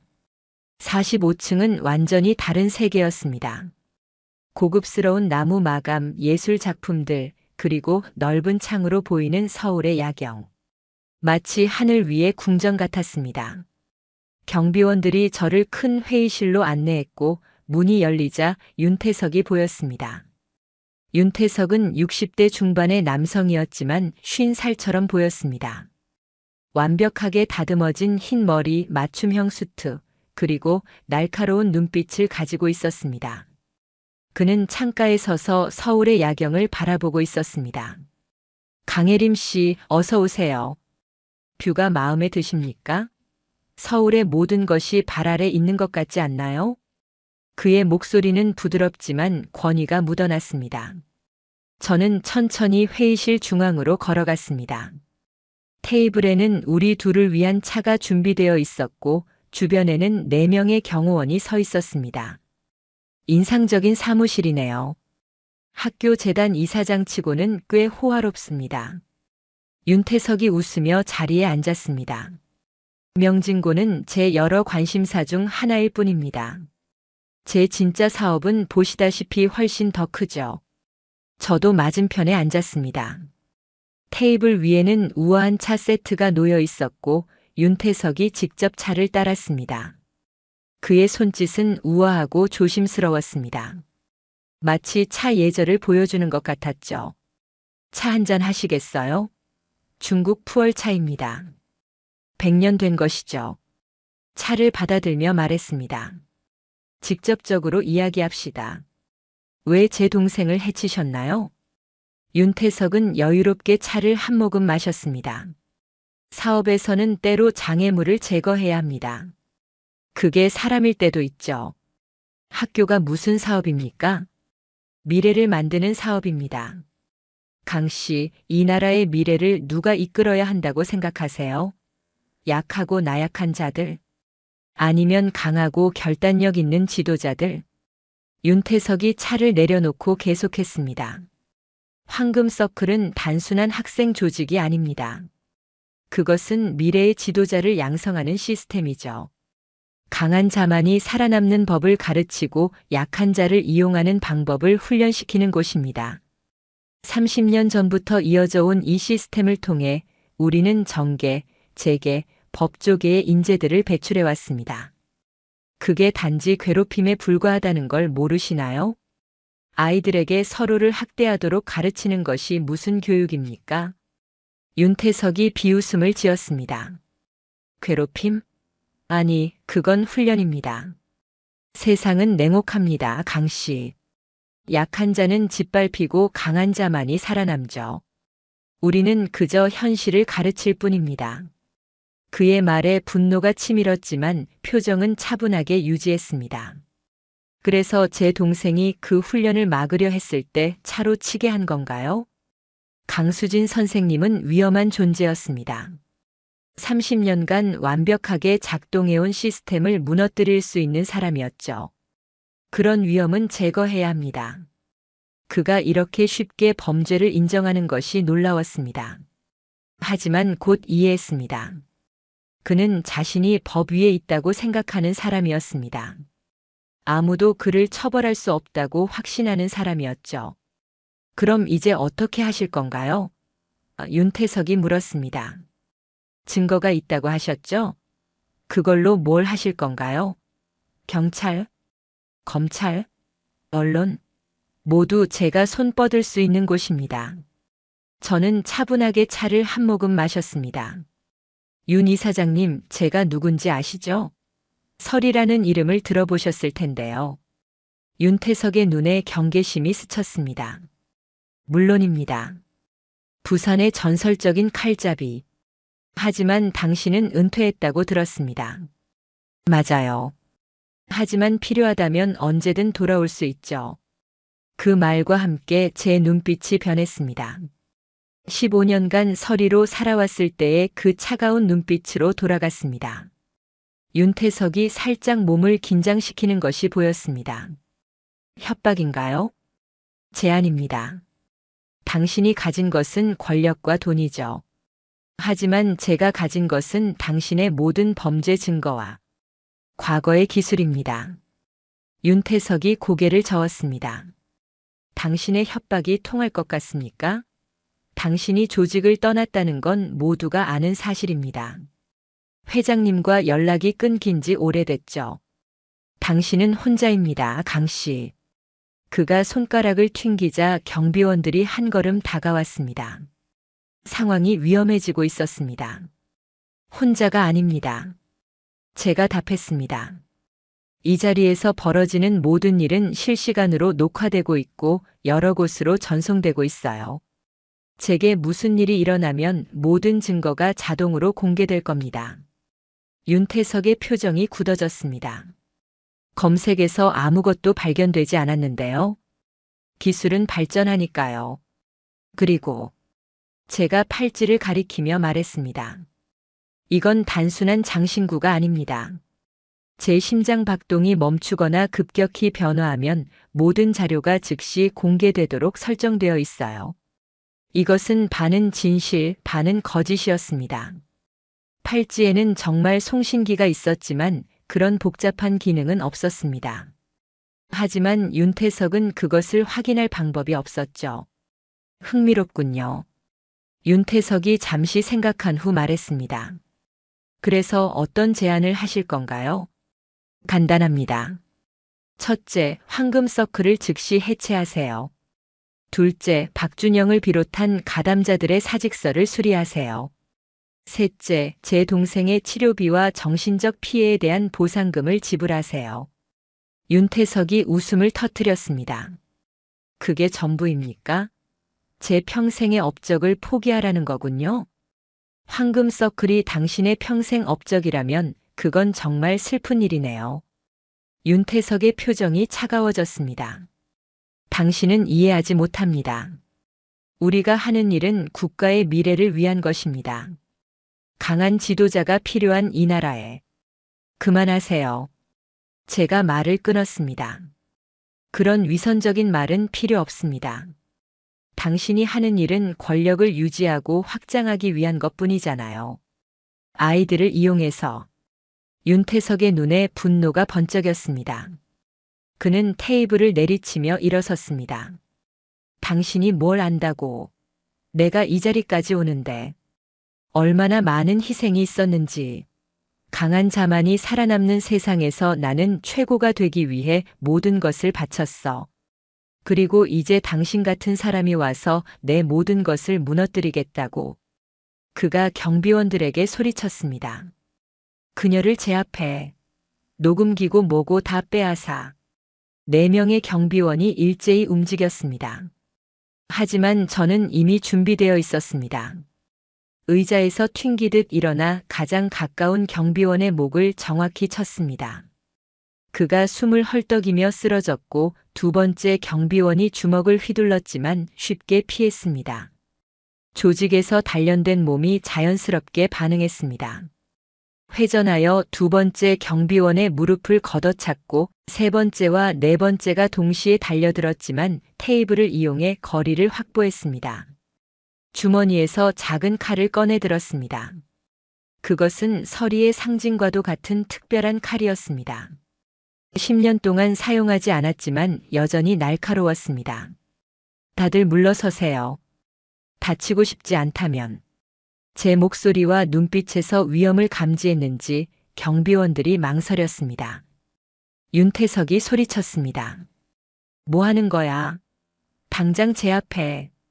그러나 경비원들은 계속 망설였습니다. 그들도 서리의 이름을 알고 있었고 제 손에 들린 칼이 얼마나 위험한지 직감적으로 느끼고 있었습니다. 당신 혼자입니다, 강씨. 윤태석이 냉소적으로 말했습니다. 아무리 전설적인 설이라도 이 빌딩에서 살아나갈 수는 없어요. 그 순간 회의실 문이 열렸습니다. 진입한 것은 경찰들이었습니다. 앞장선 형사가 소리쳤습니다. 모두 제자리에 서주세요. 경찰입니다. 윤태석의 표정이 완전히 굳어버렸습니다. 이게 무슨? 형사는 윤태석에게 다가가며 말했습니다. 윤태석 씨, 당신은 강수진에 대한 살인미수, 학생폭력 조직 운영, 증거인멸 등의 혐의로 체포됩니다. 경찰이 윤태석에게 수갑을 채웠습니다. 그는 완전히 혼란에 빠진 듯 했습니다. 이게 말이 돼? 내가 누군지 알아? 내 변호사를 불러. 당장. 윤태석이 저를 노려보며 소리쳤습니다. 당신, 어떻게 이런 일이? 제가 차분하게 답했습니다. 제가 혼자라고 했죠? 틀렸습니다. 저는 정의를 위해 싸우는 많은 사람들과 함께하고 있어요. 그때 또 다른 인물이 회의실로 들어왔습니다. 놀랍게도 그것은 윤석진이었습니다. 그의 표정은 비통했지만 결연했습니다. 아버지, 죄송합니다. 하지만 이건 옳은 일이에요. 윤태석의 얼굴이 창백해졌습니다. 석진아, 내가 배신을. 배신이 아니에요, 아버지. 저는 그저 옳은 일을 선택했을 뿐이에요. 황금 서클이 얼마나 많은 학생들을 파괴했는지. 저도 그중 하나였어요. 형사가 윤태석을 데리고 나가면서 저에게 감사의 눈빛을 보냈습니다. 이 모든 일은 어젯밤 세운 계획의 일부였습니다. 박준영으로부터 확보한 증거와 윤석진의 증언, 그리고 오늘 이 자리에서 윤태석 본인의 자백까지. 모든 것이 완벽하게 맞아떨어졌습니다. 회의실에 저와 윤석진만 남았습니다. 그가 슬픈 눈으로 저를 바라봤습니다. 정말 죄송합니다, 강 선생님 언니. 제가 더 일찍 용기를 내지 못해서. 괜찮아요. 지금이라도 옳은 일을 선택한 것이 중요해요. 아버지가 교도소에 가게 될까요? 아마도요. 그의 영향력을 생각하면 가벼운 처벌을 받을 수도 있겠지만 적어도 황금 서클은 끝났어요. 그리고 그게 중요한 거죠. 윤석진의 눈에 눈물이 고였습니다. 저는 어떻게 되는 건가요? 저도 가해자였으니까. 당신은 아직 어려요. 그리고 증언을 통해 많은 사람을 구했어요. 회개하고 바르게 살아간다면 새로운 시작을 할 수 있을 거예요. 윤석진이 고개를 숙였습니다. 감사합니다. 그리고 강 선생님께 사과드리고 싶어요. 직접 말할 기회가 있을 거예요. 수진이가 깨어났거든요. 다음 날 아침 모든 뉴스의 헤드라인은 윤태석의 체포 소식이었습니다. 명문 사립고의 충격적인 학교폭력 조직, 재단 이사장의 범죄 네트워크, 교사 살인 미수까지 모든 언론이 이 사건을 대대적으로 보도했습니다. 병원에서 수진이와 함께 뉴스를 보고 있었습니다. 그녀는 여전히 약했지만 상태는 계속 호전되고 있었습니다. 언니, 어떻게 이런 일을? 제가 미소 지으며 대답했습니다. 모두 내 덕분이야. 내가 용기를 내서 시작한 일이니까. 수진이의 눈에 눈물이 고였습니다. 하지만 증거는 어떻게 확보한 거야? 경찰은 어떻게 설득한 거고? 약간의 특별한 기술이 필요했지. 그리고 윤석진이 큰 도움이 됐어. 그 아이도 사실은 피해자였거든. 수진이가 놀란 눈으로 쳐다봤습니다. 윤석진이? 정말? 그래. 모든 사람에게는 선택할 기회가 있어. 그리고 그 아이는 옳은 선택을 했어. 방 안에 침묵이 흘렀습니다. 수진이가 조심스럽게 물었습니다. 언니, 그런 특별한 기술이라는 게 혹시? 저는 그녀의 손을 잡았습니다. 걱정 마. 이번엔 누구도 다치지 않았어. 그리고 모든 것은 합법적으로 진행됐어. 내 과거의 능력이 이번엔 좋은 일에 쓰인 셈이지. 수진이가 안도의 한숨을 내쉬었습니다. 그래도 위험했을 텐데. 정말 다행이야. 이제 모든 게 끝났어. 너는 회복에만 집중해. 그때 병실 문이 열리고 몇몇 학생들이 들어왔습니다. 김도현을 비롯한 하위 등급 학생들이었습니다. 그들의 얼굴에는 안도와 감사의 표정이 서려 있었습니다. 선생님, 돌아오셔서 너무 기뻐요. 도현이 말했습니다. 내 덕분에 학교가 많이 변했어요. 다른 학생이 덧붙였습니다. 윤석진이 직접 사과했어요. 모든 학생들 앞에서요. 수진이의 눈에 눈물이 고였습니다. 그녀의 싸움이 헛되지 않았음을 깨달은 것 같았습니다. 그럼 이제 황금 서클은 완전히 해체됐어요. 도현이 대답했습니다. 새로운 학생회가 구성됐고 교장 선생님도 사임했어요.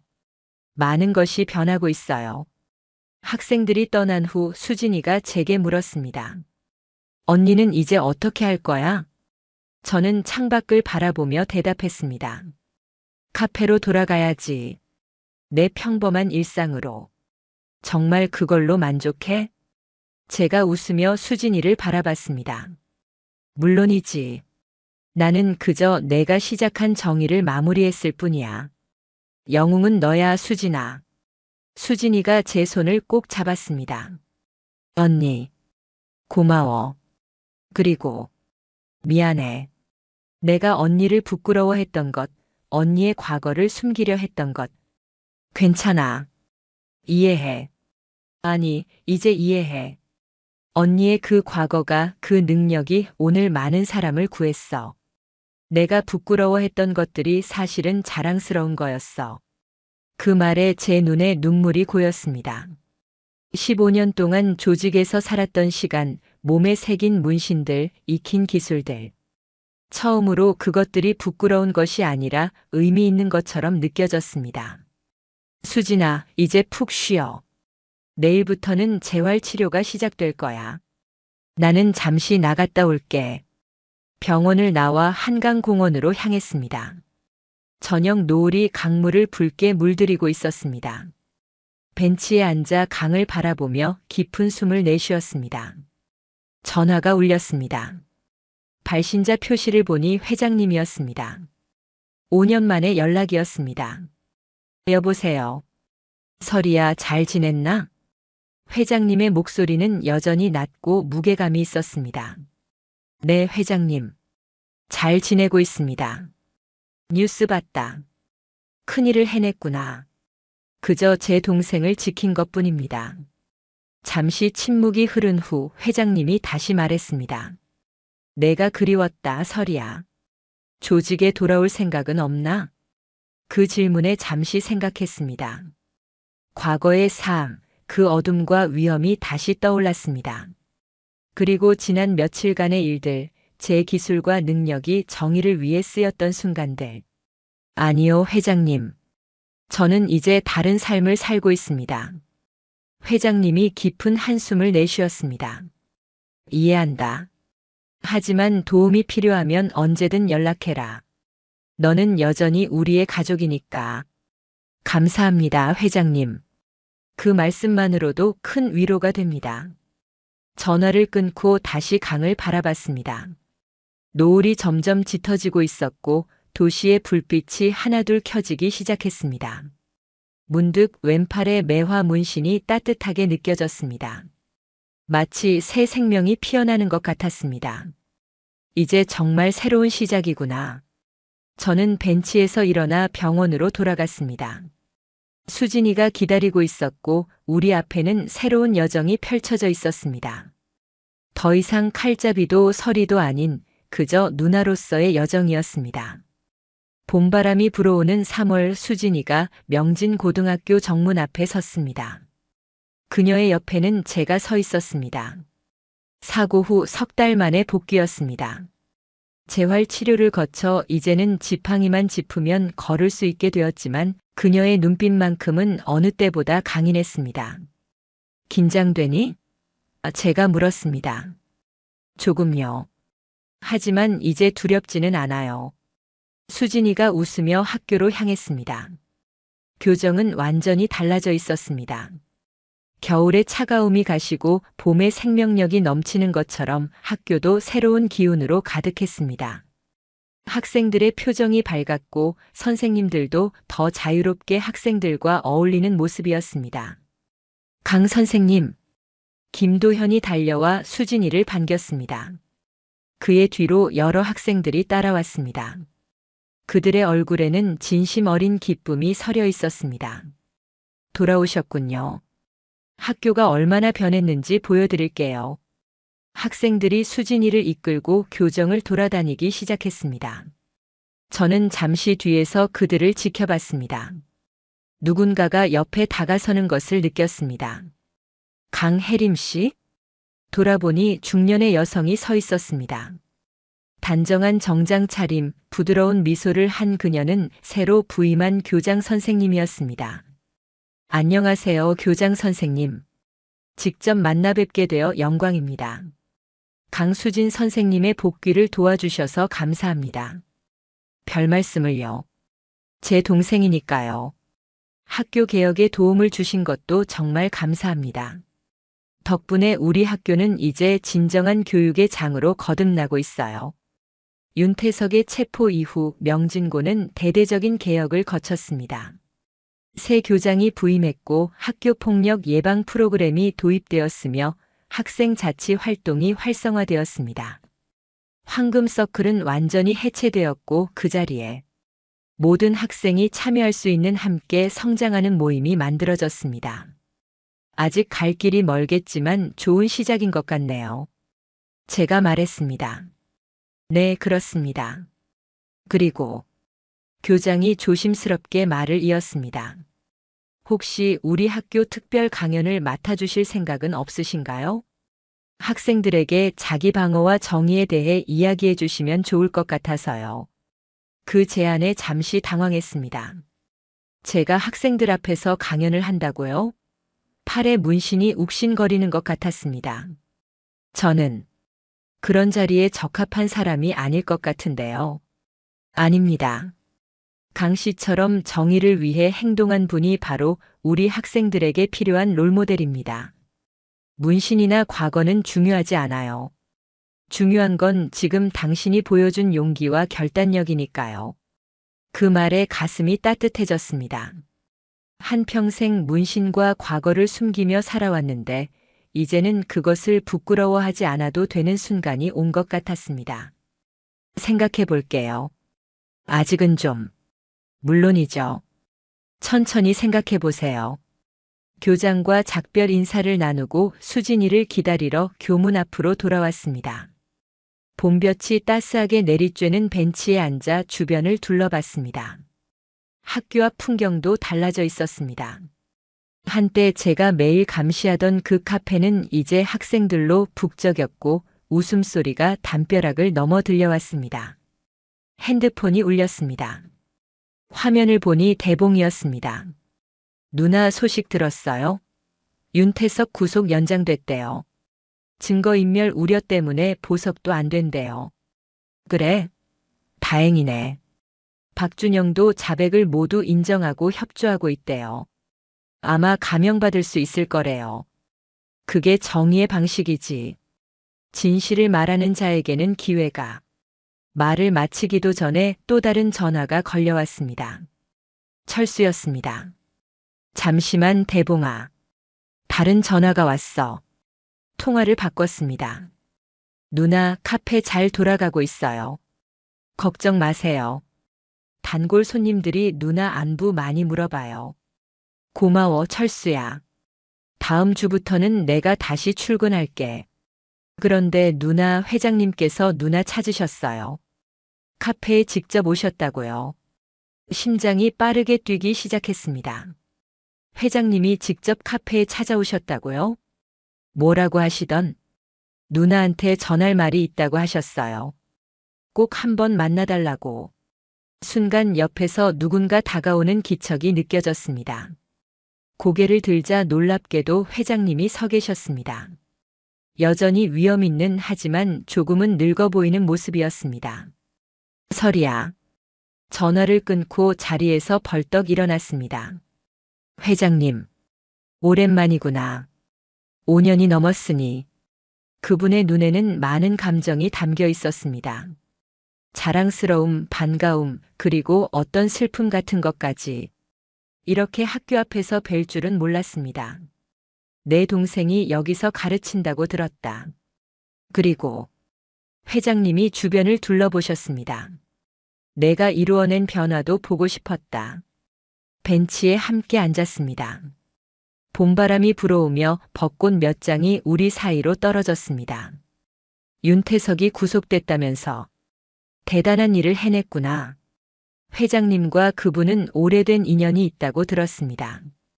회장님이 쓴웃음을 지으셨습니다. 그래. 30년 전 우리는 함께 사업을 시작했지. 하지만 그는 너무 욕심이 많았어. 결국 갈라섰고 경쟁자가 됐지. 잠시 침묵이 흘렀습니다. 이번 일로 그가 망했으니 회장님은 좋으시겠네요. 제가 말했습니다. 아니다. 오히려 슬퍼. 어쩌면 나도 그와 다르지 않았을지도 모르지. 다만 선을 넘지 않으려 노력했을 뿐. 회장님의 말에 깊은 의미가 담겨 있었습니다. 조직 생활에도 나름의 선이 있었고 회장님은 그것을 지키려 하셨습니다. 최소한 아이들을 해치는 일만큼은 하지 않으셨죠. 설이야, 널 만나러 온 이유가 있다. 회장님이 내 손을 조심스럽게 잡으셨습니다. 이제 조직을 정리하려고 해. 세상이 변했고 나도 늙었다. 마지막으로 내게 묻고 싶은 게 있어. 제 심장이 빠르게 뛰었습니다. 설마 조직으로 돌아올 생각은 없니? 마지막으로 나를 도와줬으면 해. 5년 전이었다면, 아니 몇 개월 전이었다면 어떻게 대답했을까요? 하지만 지금의 저는 달랐습니다. 이제는 분명했습니다. 죄송합니다, 회장님. 하지만 저는 이제 다른 삶을 살고 있습니다. 회장님의 눈에 실망감이 스쳤지만 곧 이해의 빛으로 바뀌었습니다. 그럴 줄 알았다. 내가 이제 진정한 평화를 찾은 것 같구나. 회장님께서 정리하신다면 어떻게 하실 건가요?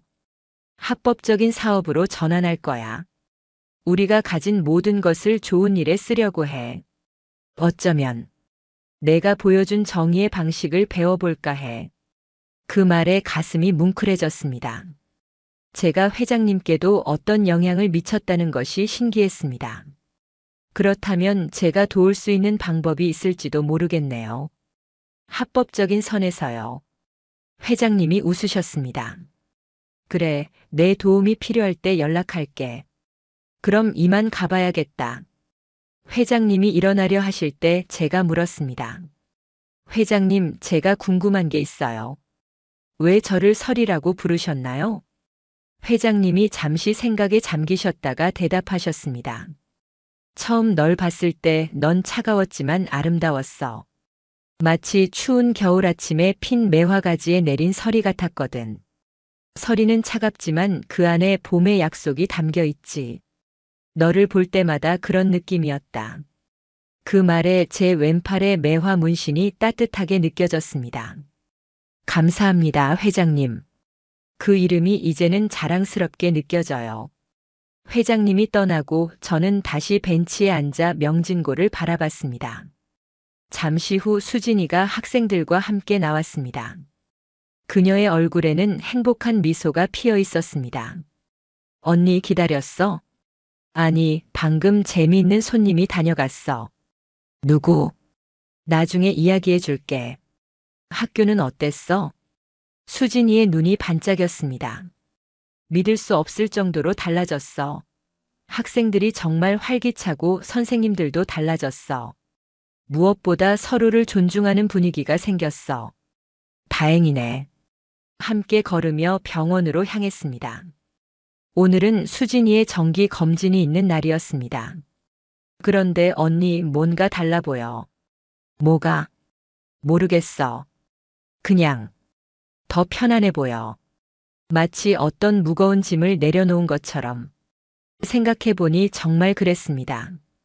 항상 어깨를 짓누르던 과거의 무게가 이제는 느껴지지 않았습니다. 더 이상 설이라는 이름을 숨기지 않아도 될 것 같았고 문신도 부끄러운 흉터가 아닌 제 삶의 일부로 받아들일 수 있게 되었습니다. 맞아. 뭔가 달라졌어. 병원에 도착해 검진을 받는 동안 저는 복도 의자에 앉아 생각에 잠겼습니다. 지난 몇 개월간의 일들이 주마등처럼 스쳐 지나갔습니다. 수진이의 사고, 학교 폭력의 실체 파악, 윤태석과의 대결. 그리고 그 과정에서 제가 변화한 모습까지. 의사가 나와 수진이의 상태가 좋다고 알려주었습니다. 재활 치료는 계속해야 하지만 이제 학교 생활에 무리는 없다고 했습니다. 정말 다행이었습니다. 언니, 이제 어떻게 할 거야? 카페로 돌아갈 거야? 응, 다음 주부터 다시 일할 거야. 그대로 평범한 일상으로 돌아가는 거네. 수진이의 말에 저는 미소 지었습니다. 평범? 글쎄, 이제는 그 평범이란 단어가 달리 들려. 어떻게? 전에는 평범이 그저 숨어서 사는 것을 의미했어. 과거를 감추고 문신을 가리고 서리를 부정하면서 살아가는 것. 하지만 이제 평범은 진정한 평화를 의미해. 과거를 받아들이고 현재에 충실하며 미래를 기대하는 살. 더 이상 숨거나 부정하지 않아도 되는 자유로움. 수진이가 제 손을 잡았습니다. 언니, 정말 멋있어. 일주일 후 저는 다시 서리 카페의 문을 열었습니다. 휴업 안내문을 내리고 커피 머신을 가동시키고 매장을 정리했습니다. 모든 것이 예전과 같았지만 동시에 완전히 달랐습니다. 가장 큰 변화는 제 복장이었습니다. 더 이상 긴 소매로 문신을 가리지 않았습니다. 반팔 티셔츠를 입고 당당하게 매장에 섰습니다. 팔에 매화 문신이 햇빛 아래 드러났지만 더 이상 부끄럽지 않았습니다. 첫 손님이 들어왔습니다. 오랜 단골이었습니다. 어머 사장님, 오랜만이에요. 문신이 멋지네요. 예전 같았으면 당황하고 서둘러 가렸겠지만 이제는 달랐습니다. 감사합니다. 이건 제 과거이자 현재예요. 이제 숨기지 않기로 했어요. 그날 오후 특별한 손님이 카페를 찾았습니다. 윤석진이었습니다. 그는 학교 교복을 입고 있었지만 예전의 오만한 모습은 찾아볼 수 없었습니다. 안녕하세요, 강 씨. 어서 와, 윤석진. 무슨 일이니? 그냥 인사드리러 왔어요. 그리고 이것도 전해드리려고요. 그가 봉투 하나를 건넸습니다. 열어보니 학교 신문이었습니다. 일면에는 학교 폭력 없는 명진고 새 출발을 향해라는 제목의 기사가 실려 있었고 학생 인터뷰 중에는 윤석진의 이름도 보였습니다. 학생회장이 되셨네요. 그가 쑥스러운 듯 웃었습니다. 네, 이번에 공정한 선거로 뽑혔어요. 이제는 진짜 리더가 되고 싶어서요. 약한 친구들을 보호하고 모두가 평등한 학교를 만들고 싶어요. 그의 눈에서 진심이 느껴졌습니다. 사람은 정말 변할 수 있구나 하는 생각이 들었습니다. 아버지는 어떠시니? 윤석진의 표정이 잠시 어두워졌습니다. 아직 구치소에 계세요. 재판이 진행 중이고 쉽지 않을 것 같아요. 하지만 변호사가 말하길 진심으로 반성하고 계시대요. 그래. 힘들겠구나. 괜찮아요. 이제 저는 제 길을 가려고 해요. 아버지의 그림자가 아닌 진짜 윤석진으로 살아가려고요. 그 말에 가슴이 뭉클해졌습니다. 어쩌면 이것이 진정한 정의가 아닐까요? 단순히 벌을 주는 것이 아니라 사람들이 변화하고 성장할 수 있는 기회를 주는 것. 멋진 결정이야. 응원할게. 윤석진이 떠난 후 저는 카페 한쪽 벽에 걸린 작은 거울을 보았습니다. 그 속에 제 모습은 더 이상 서리도 그렇다고 단순한 카페 사장도 아니었습니다. 이제 저는 그저 강혜림이었습니다. 과거와 현재 그리고 미래가 조화롭게 공존하는 한 사람. 팔에 매화 문신을 바라봤습니다. 회장님의 말씀이 떠올랐습니다. 설이 내린 매화가지 차가움 속에 담긴 봄의 약속. 이제 그 봄이 온 것 같았습니다. 한 달 후 명진고등학교 강당에서 특별 강연회가 열렸습니다. 주제는 자기 방어와 정의였고 강연자는 바로 저였습니다. 교장 선생님의 제안을 결국 받아들인 것이었죠. 강당에는 모든 학생들이 모여 있었고 교사들도 참석했습니다. 수진이는 앞자리에 앉아 저를 응원하는 미소를 보내고 있었습니다. 마이크를 잡고 깊은 숨을 내쉬었습니다. 처음에는 긴장했지만 곧 편안해졌습니다. 안녕하세요. 저는 강혜림입니다. 강수진 선생님의 언니죠. 학생들의 시선이 제 팔에 드러난 문신으로 향했습니다. 하지만 더 이상 부끄럽지 않았습니다. 여러분이 제 팔의 문신을 보고 궁금해하는 것 같네요. 네, 이건 제 과거의 일부입니다. 오늘 저는 그 과거와 함께 어떻게 정의를 위해 싸울 수 있는지에 대해 이야기하려고 합니다. 강당이 조용해졌습니다. 모든 학생들이 집중하고 있었습니다. 정의란 무엇일까요? 그것은 단순히 나쁜 사람을 처벌하는 것일까요? 아니면 모든 사람이 공정하게 대우받는 것일까요? 저는 제 이야기를 시작했습니다. 물론 조직 생활의 세부 사항은 생략했지만 어려운 환경에서 동생을 보호하기 위해 선택했던 길, 그리고 그 선택이 가져온 결과와 교훈에 대해 솔직하게 말했습니다.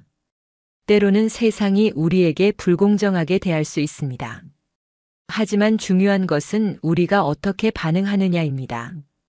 폭력에 폭력으로 대응하는 것은 해결책이 아닙니다. 진정한 강함은 자신을 지키면서도 다른 이들을 해치지 않는 균형을 찾는 것입니다. 학생들의 표정이 진지해졌습니다. 특히 예전에 황금 서클의 피해자였던 학생들의 눈에는 깊은 공감이 어려 있었습니다. 자기 방어의 가장 중요한 첫 단계는 목소리를 내는 것입니다. 침묵 속에서 고통받지 마세요. 도움을 요청하세요. 혼자가 아니라는 것을 기억하세요. 강연을 마치고 질문을 받는 시간, 한 여학생이 손을 들었습니다. 강 선생님처럼 용기를 내기가 너무 어려워요. 어떻게 하면 두려움을 극복할 수 있을까요? 두려움은 자연스러운 감정이에요. 저도 늘 두려움을 느끼고 살았습니다. 하지만 중요한 것은 그 두려움에도 불구하고 행동하는 것이죠. 완벽한 용기가 아니라 불완전해도 행동하는 용기가 필요합니다. 강연이 끝나고 많은 학생들이 저에게 다가와 이야기를 나눴습니다. 그들의 눈에는 희망과 결의가 담겨 있었습니다. 어쩌면 제 이야기가 그들에게 작은 영감을 주었을지도 모르겠다고 생각했습니다. 수진이가 다가와 제 손을 꼭 잡았습니다. 언니 정말 멋있었어. 학생들이 많이 감동받은 것 같아. 내 덕분이야, 수진아. 내가 없었다면 이런 변화는 없었을 거야. 교장 선생님이 다가와 감사의 말을 전했습니다.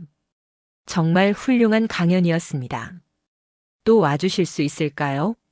물론이죠. 필요하시다면 언제든지요. 학교를 나서면서 봄 하늘을 올려다봤습니다.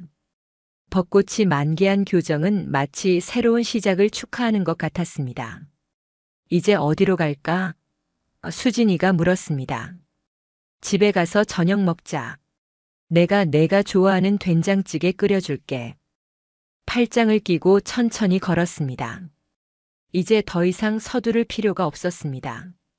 우리에게는 온전한 현재와 밝은 미래가 있었으니까요. 제 왼팔에 매화 문신에 봄 햇살이 비쳤습니다. 꽃잎 위로 내린 서리는 이제 녹아 새로운 생명을 잉태하는 이슬이 되었습니다.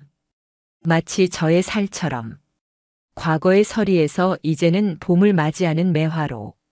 그것이 바로 저의 새로운 이름이 될 것입니다. 여러분도 누군가를 위해 정의를 위해 싸운 경험이 있으신가요? 혹은 여러분의 가족 중에 서리 같은 분이 계신가요? 댓글로 여러분의 이야기를 들려주세요. 이 이야기가 마음에 드셨다면 좋아요와 구독 버튼 꼭 눌러주시고 다음 이야기에서 또 만나요. 여러분의 응원이 더 좋은 콘텐츠를 만드는 원동력이 됩니다. 끝까지 시청해주셔서 감사합니다.